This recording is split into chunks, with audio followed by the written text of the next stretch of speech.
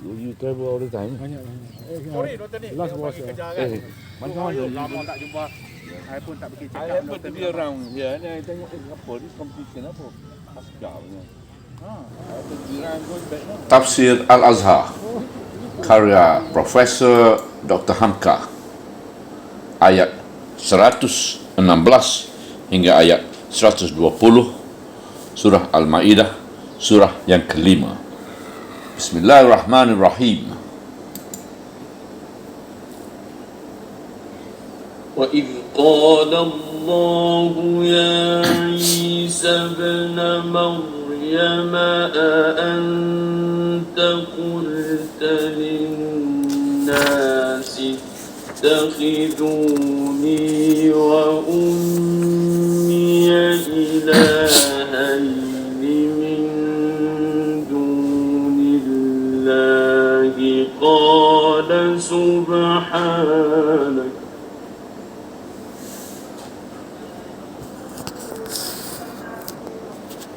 قال سبحانك ما يكون لي أن أقول ما ليس لي حق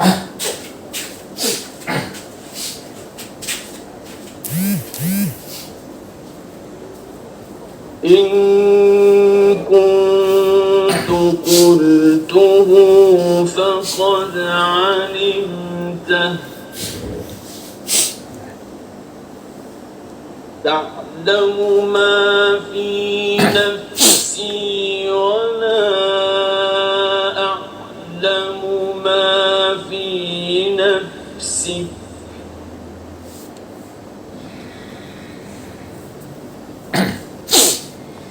إنك أنت علام الغيوب.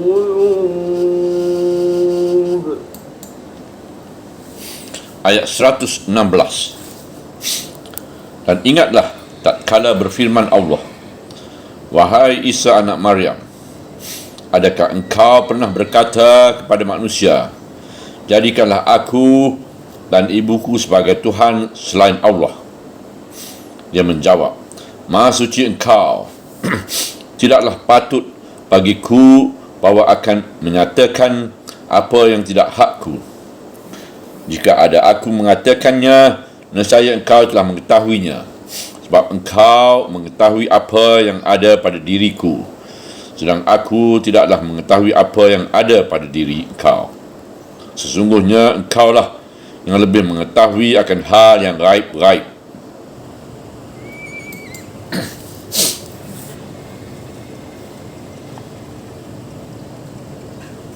ما قلت لهم إلا ما أمرتني به أن اعبدوا الله ربي وربكم وكنت عليهم شهيدا ما دمت فيهم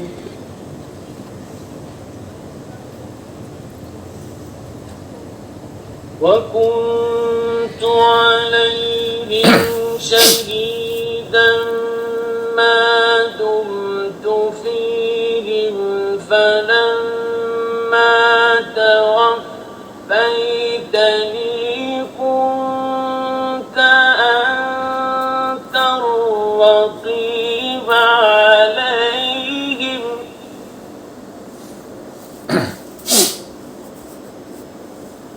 وأنت على كل شيء شهيد.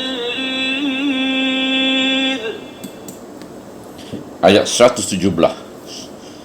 Tidak ada yang aku katakan kepada mereka kecuali apa yang engkau perintahkan dianya kepadaku, iaitu bahawa hendaklah kamu beribadat kepada Allah, Tuhanku dan Tuhan kamu, dan adalah aku menjadi penyaksi atas mereka itu selama aku ada pada mereka. Namun tatkala telah engkau wafatkan daku, adalah engkau yang menjadi penilik atas mereka. sedang engkau atas tiap-tiap sesuatu adalah penyaksinya.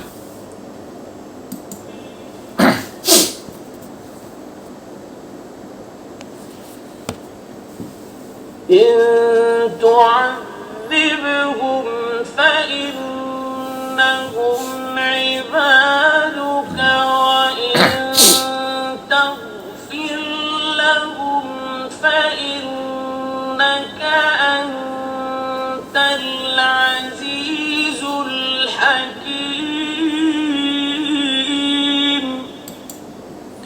Ayat 118. Jika hendak engkau azab mereka itu, maka sesungguhnya mereka itu adalah hamba-hamba engkau. Dan jika engkau beri ampun mereka, maka sesungguhnya engkau adalah maha gagah lagi bijaksana.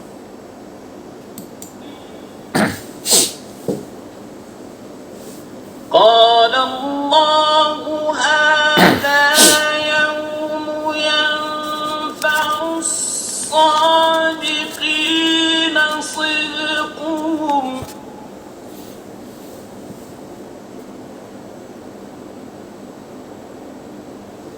لهم جنات تجري من تحتها الأنهار خالدين فيها أبدا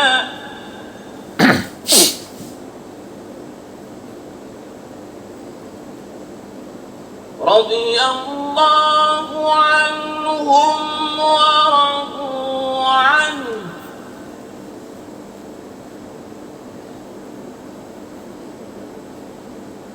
ذلك الفوز العظيم. Ayat 119. Berfirman Allah, inilah hari yang akan memberi manfaat kepada orang-orang yang benar. Kebenaran mereka untuk mereka adalah syurga-syurga yang mengalir dari bawahnya sungai-sungai. Hal keadaan kekal mereka di dalamnya selama-lamanya. Allah reda kepada mereka dan mereka pun reda kepada Allah. Yang demikian itulah kemenangan yang besar.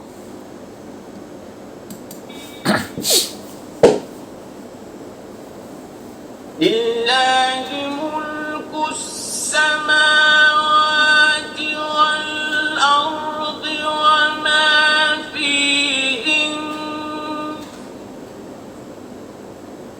wa huwa ala kulli syai'in qadir.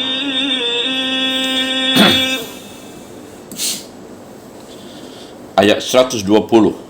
Bagi Allah lah kerajaan semua langit dan bumi, dan apa jua pun yang ada pada semuanya, dan Dia atas segala sesuatu adalah Maha Kuasa.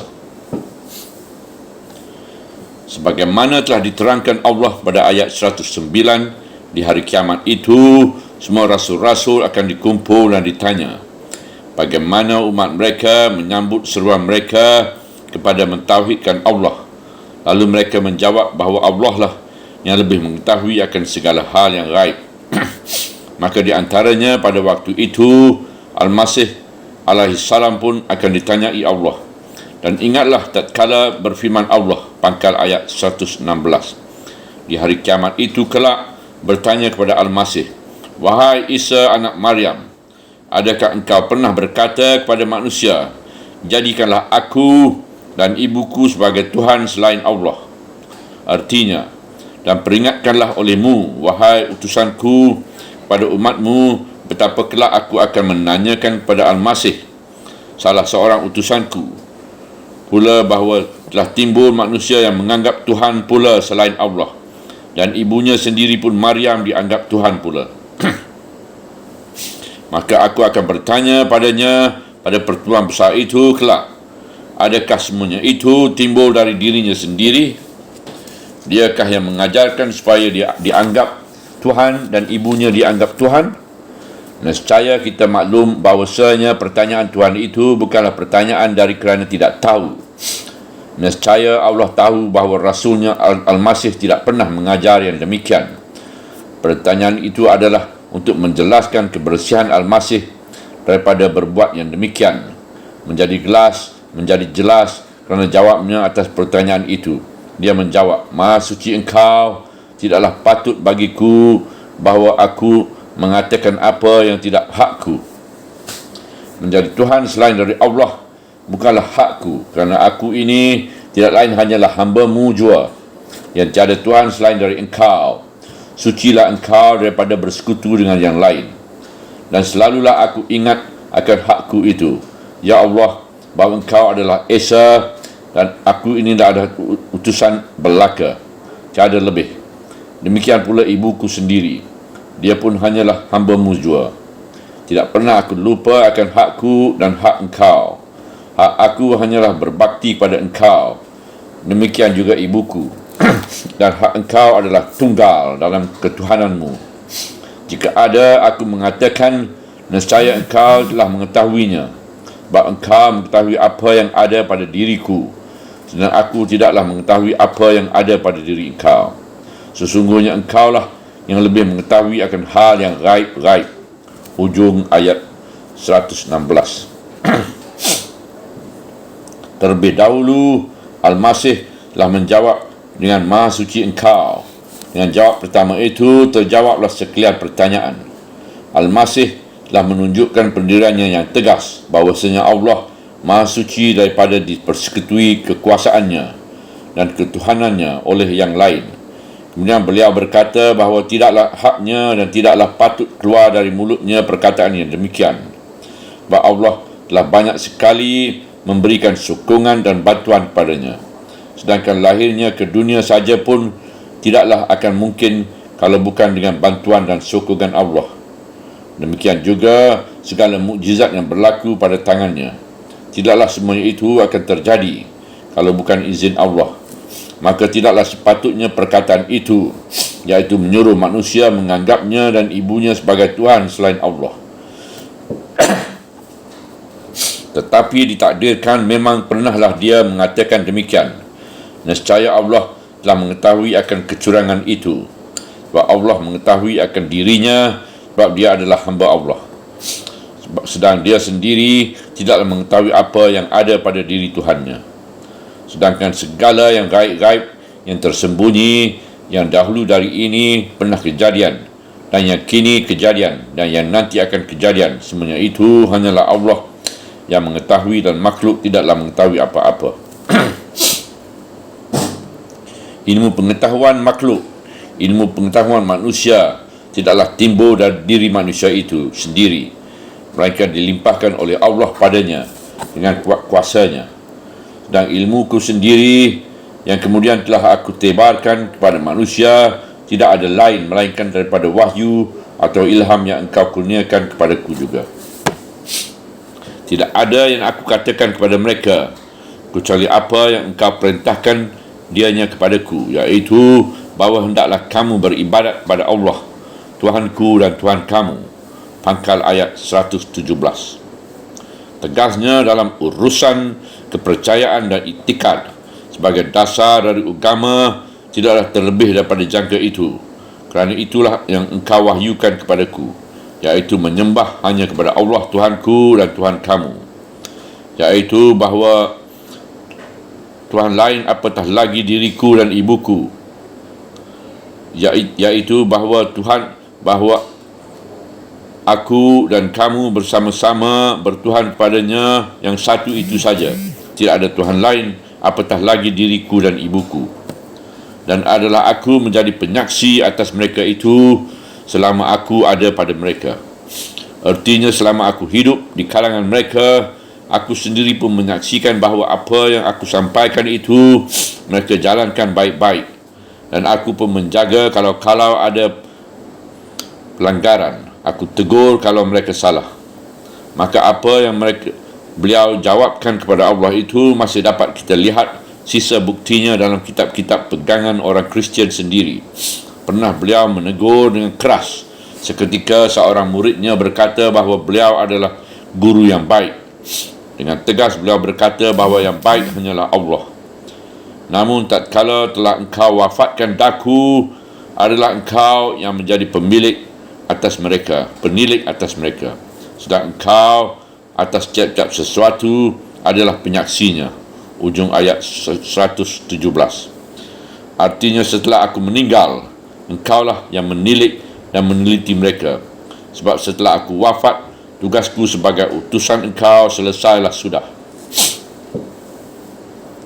Tidaklah aku ketahui lagi apa yang mereka perbuat sesudahku dan ke mana mereka belokkan pengajaran yang aku berikan, pengaruh dari mana dan tersebab apa mereka jadi berubah. Engkaulah ya Tuhanku yang maha tahu, dan aku sebagai hamba-Mu tidaklah mengetahuinya lagi. Dalam kesaksian orang Kristian sendiri, kita dapati pengakuan mereka bahawa memang di zaman Al-Masih masih hidup, belum ada orang berfikir ke jurusan itu. Sebagai tulisan seorang pemuka Kristian yang telah kita salinkan terlebih dahulu, memang setelah beliau tak ada lagi di dunia ini, barulah timbul kepercayaan bahawa beliau Tuhan. Adapun persembahan pemujaan yang mendudukkan Maryam sebagai Tuhan dan disebut kadang-kadang Timur dan Barat, terutama golongan Ortodoks, yang disebut kadang-kadang Timur dan Barat, terutama golongan Ortodoks, Katolik Yunani dan Katolik Roma, memanglah mereka menaikkan pula martabat Maryam kepada martabat ketuhanan. Tempat mereka memohon, berdoa, memohonkan apa-apa, meminta berkat, memohon kesembuhan dan sakit. Di satu tempat bernama Fatimah di Portugal, tersebar berita bahawa seorang anak perempuan gembala melihat Maryam merupakan diri kepadanya. Maka tempat itu pun dijadikan tempat keramat, tempat memuja yang terkenal dengan The Miracle of Our Lady Fatima. Nama Fatima ialah bekas nama yang ditinggalkan orang Islam seketika Spanyol dan Portugal dalam kekuasaan Islam. Golongan Katolik berbangga dan mereka rasa berbahagia kerana Pope Pius ke-9 telah mengeluarkan fatwa perintah bahawasanya Maryam adalah darah suci yang mengandung dalam serba kesucian. Maka lantaran itu hendaklah dia dimuliakan dan disucikan sebagai Tuhan juga. Gereja Armenia memanggilkannya Ibu Allah yang tercinta. Gereja Kopti iaitu Iskandariah pun menyebutkan dia Ibu Tuhan. Dan di rumah-rumah orang Katolik yang soleh di negeri kita di Indonesia ini, sebagaimana juga dalam gereja, selalu dihormati patung dari Ibu Maria.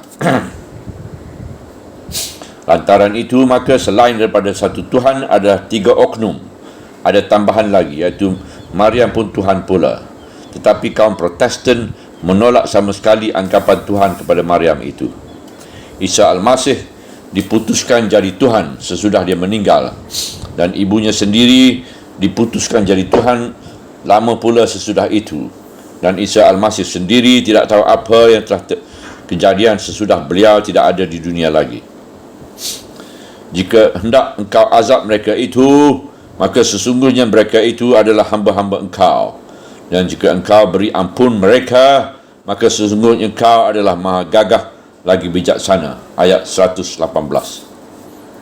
Dengan ayat ini diterangkan betapa halnya Al-Masih menyerahkan soal itu sepenuhnya kepada Allah, yang dinamai tafwid.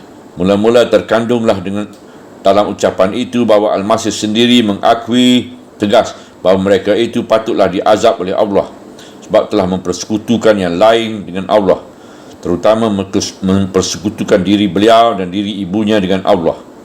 Teranglah perbuatan itu musyrik, dosa yang amat besar dan tak dapat diampuni.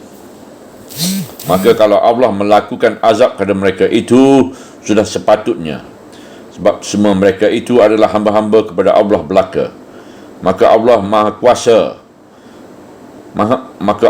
Kuasalah berbuat sesuatu terhadap hambanya, dan mengertilah dia akan keadaan hambanya itu. Allah mengetahui masing-masing hambanya, walaupun berjuta, bermiliar banyaknya. Demikian juga jika ada di antara mereka yang diampuni kesalahannya oleh Allah, adalah semua itu sesudah pemeriksaan yang teliti sekali dan dengan segenap kebijaksanaan. Itulah sebabnya maka di ujung ayat tentang memberi ampun disebut dua nama Allah, Maha Gagah dan Maha Bijaksana.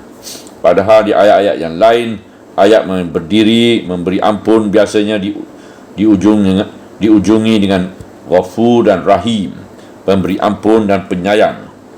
Sedang di ayat ini diujungi dengan Aziz dan Hakim, Maha Gagah. Artinya bukan memberi ampun kerana pilih kasih dan bukan kerana kelemahan, melainkan kerana kegagah perkasaan dan kebijaksanaannya jua. Dapatlah kita memaham pada penjawapan Al-Masih itu melihat pada keadaan umat Kristian sendiri. Pada anggapan kita, seluruh orang Kristian itu sudah sama saja kepercayaan mereka. Sebab itu menurut pandangan lahir, kita semua mereka itu akan diazab kerana mempersekutukan Allah. Tetapi apabila diselidiki dengan seksama, mereka mempunyai berbagai-bagai sekte. Kononnya tidak kurang dari 200 macam sekte. Misalnya kaum Unitarian. Mereka tidaklah memegang kepercayaan bahawa Al-Masih itu Allah atau anak Allah. Beliau hanya seorang rasul saja, sebagaimana rasul-rasul yang lain. Dan mereka pun tidak percaya bahawa Maryam itu Tuhan atau ibu Tuhan atau dianggap Tuhan untuk memohonkan apa-apa. Dan pada itu ada pula yang menurut pandangan orang luar mereka itu masih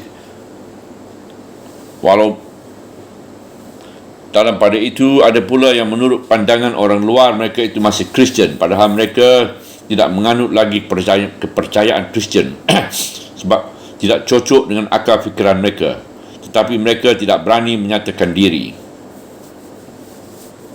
Ada juga yang telah masuk Islam dengan diam-diam, tetapi kerana hidup dalam kalangan keluarga Kristian dalam negeri Kristian pula, mereka menjadi Islam dengan diam-diam, mengucap syahadah, mengakui tiada Tuhan melainkan Allah dan Al-Masih adalah hamba Allah dan Muhammad adalah hamba dan utusannya. Tidak ada keluarganya yang tahu, sehingga dia dikuburkan secara Kristian juga di perkuburan Kristian, padahal dia mati dalam Islam. Dan banyak lagi contoh-contoh yang lain, baik di zaman fitrah, iaitu kekosongan rasul di antara Al-Masih dengan Muhammad SAW. Nescaya Allah itu melakukan hukum dengan serba kegagahan dan wibawanya dan bijaksana dan teliti. Lantaran itulah maka Al-Masih menyerahkan hal itu sebulatnya kepada kegagah perkasaan dan kebijaksanaan Allah. Berfirman Allah, inilah hari yang akan memberi manfaat kepada orang-orang yang benar kebenaran mereka. Pangkal ayat 119. Sekaligus dengan menyatakan firman Allah ini, tahulah kita bahawa Allah mengakui dan menghargai kebenaran yang diterangkan oleh Rasulnya yang benar, Isa Al-Masih. Selama hidup beliau, dia telah melakukan tugas dengan benar dan jujur dan tidak mengubah-ubah wahyu yang diturunkan Allah kepadanya. Dia sekali-kali tidak pernah menganjurkan manusia supaya menganggapnya atau ibunya sebagai Tuhan. Semuanya yang sudah berlaku itu hanyalah kejadian sesudah beliau tak ada lagi di dunia. Maka beliau tidaklah bertanggungjawab atas kesalahan anggapan orang terhadap beliau setelah meninggal dunia.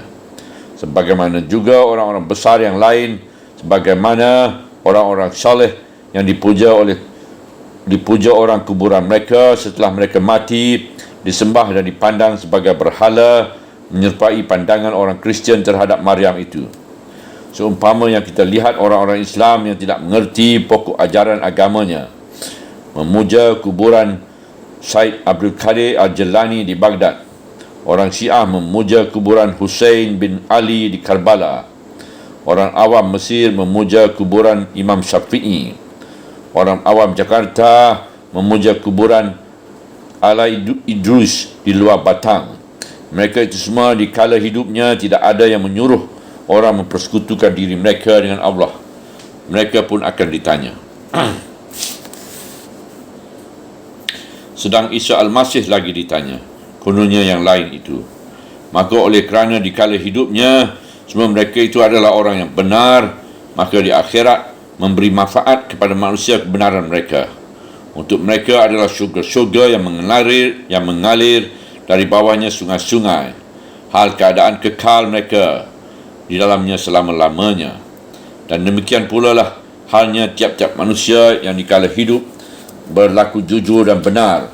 Mereka pun akan disetempatkan dengan Anbiya sebagai Al-Masih itu, iaitu Siddiqin, orang-orang yang benar sebagai Maryam, ibu Isa, dan Abu Bakar As-Siddiq, dan syuhada, orang-orang yang mati setelah memberikan kesaksian kebenaran Allah dengan nyawanya sendiri, dan salihin, iaitu orang-orang yang soleh, banyak berbuat kebaikan. Dan dahulu kita dapati pula dalam surah An-Nisa ayat 68, semuanya diberi tempat dalam syurga yang indah permai, dalam keadaan kekal selama-lamanya. Dalam syurga itu mereka pun mendapat nikmat yang lebih tinggi lagi, iaitu Allah redai kepada mereka dan mereka pun redai kepada Allah. Yang demikian itulah kemenangan yang besar. Ujung ayat 119. Rida inilah inti nikmat syurga. Inilah nikmat rohani yang paling dalam dan yang paling puncak. Untuk merasakan betapa tingginya nikmat reda, cubalah tilik di dunia ini bagaimana rasa bahagianya orang yang mendapat reda dari raja atau dari kepala negara. Ada seorang menteri yang bertahun-tahun tidak dapat melupakan tatkala rajanya atau kepala negaranya pernah mengajaknya tersenyum. Seketika di zaman kolonial dahulu, Pangeran Ahmad Jayadiningrat pernah menceritakan dalam buku kenang-kenangannya betapa perasaannya seketika dia dibolehkan menghadap Ratu Wilhelmina. Seketika Ratu Belanda itu mengulurkan tangan kepadanya, mengajaknya berjabat tangan dengan wajah yang berseri. Di saat itu, kata Pangeran Ahmad, berkatalah aku dalam diriku, bahawa apa yang jua yang aku diperintahkan kepadaku akan kujunjung tinggi. Menitahlah tuanku segala titik patik junjung, segala titah patik junjung. Dan ada pula kisah lain, seorang menteri sehabis menghadap ke istana langsung membunuh dirinya, sebab yang sekali ini dalam satu pertemuan raja tidak pernah memperlihatkan wajahnya kepadanya, tidak menoleh kepadanya. Dan dalam pergaulan pembesar-pembesar tingkat tinggi, menteri-menteri, rida kepala negara itu adalah menjadi perhitungan. Walaupun telah diberi pangkat tinggi, diberi bintang-bintang, kemerlap penghias dada, namun dada masih saja berdebar. Adakah beliau akan baginda masih reda kepadanya? Sekarang datang keterangan ayat Allah, reda kepada mereka dan mereka pun reda kepada Allah. Reda yang saling sambut dan saling balas, bukan laksana lading yang tajam sebelah dan bukan laksana bertepuk sebelah tangan. Inilah yang selamanya tak ada dalam dunia fana ini selama-lamanya. Sebab kadang-kadang seorang pembesar tinggi atau menteri telah merasa benar-benar reda kepada raja atau kepala negaranya, tetapi kerana fitnah orang lain yang merasa dengki, beliau belum juga mendapat balas reda itu. Sehingga selalulah orang besar itu berhati murung, sehingga tidak juga tercapai reda meredai. Dan kadang-kadang pula raja atau kepala negara itu dengan segenap reda telah mengorbankan segenap tenaga siang dan malam untuk kebahagiaan rakyat yang dicintainya. Namun yang tidak membalas reda itu pun masih banyak. Berapa banyakkah raja-raja dan kepala negara yang benar-benar mengorbankan segenap tenaganya demi kepentingan rakyatnya, namun dia masih dibenci. 3 orang khalifah Rasulullah SAW, iaitu Umar bin Khattab, Uthman bin Affan dan Ali bin Abi Talib, mati dibunuh orang. Siapa yang tidak mengakui bahawa ketiganya itu adalah Khulafah Ar-Rashidin?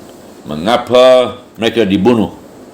Ya, kerana masih ada yang tidak reda dan masih ada yang tidak membalas reda-reda beliau itu.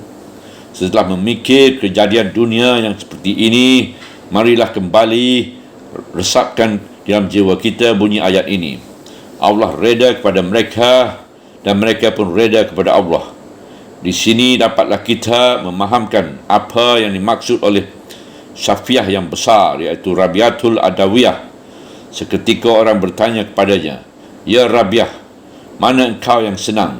Masuk syurga padahal tidak ada keredaan Allah, atau masuk neraka padahal engkau diredai Allah?" Meskipun pertanyaan ini satu pertanyaan yang kacau, bertanya asal bertanya saja, namun Rabiah memberi juga jawab dengan tegas, "Biar masuk neraka asal Allah Ta'ala reda kepadaku." Akhirnya ditutuplah surah Al-Ma'idah ini dengan kunci tauhid uluhiyah dan rububiyah yang sejati, pegangan segenap orang yang beriman. Bagi Allah lah kerajaan semua langit dan bumi, dan apa jua pun yang ada pada semuanya, dan Dia atas segala sesuatu adalah Maha Kuasa. Ayat 120. Tidaklah Dia bersekutu dengan yang lain dalam kerajaan yang maha kaya raya itu, yang meliputi seluruh langit dengan segala tingkatnya, seluruh bumi dengan segala lapisnya, yang nyata kelihatan oleh mata ataupun yang hanya dapat dicari dengan mata hati. Maka tidaklah mungkin ada yang lain menjadi syarikatnya dalam kekuasaan itu, baik Al-Masih atau ibunya ataupun sesiapa saja. Dan setelah semuanya itu, semua langit dan bumi dan apapun yang di dalam langit dan di dalam bumi itu, setelah Dia ciptakan, tetaplah dalam kekuasaannya. Itu sebabnya pada Dialah ilah Allah yang mencipta, dan Dialah Rabbun, Tuhan yang selalu mengatur dan selalu menguasai. Itulah pokok percayaan kita. Iman kepadanya lah kita menyerahkan diri Islam. Dan dengan taufik dan hidayahnya, kita hendaknya selalu berbuat baik dan memperbaiki mutu iman dan Islam kita itu, iaitu ihsan. Subhanallah, walhamdulillah, wala ilaha illallah, wallahu akbar, wala hawla wala quwata illa billahil aliyyil azim, wala hawla wala quwata illa billahil aliyyil azim, wala hawla wala quwata illa billahil aliyyil azim.